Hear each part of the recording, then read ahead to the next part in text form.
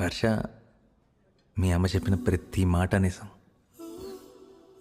నా దగ్గర నిజంగానే డబ్బులు లేవు. మా అయితే మా నాన్న ఇచ్చిన 2 ఎకరాల పొలం ఉంది. ఇప్పుడు నువ్వు నాతో వచ్చేస్తే నేను ఎలా చూసుకోవాలో కూడా నాకు తెలియదు.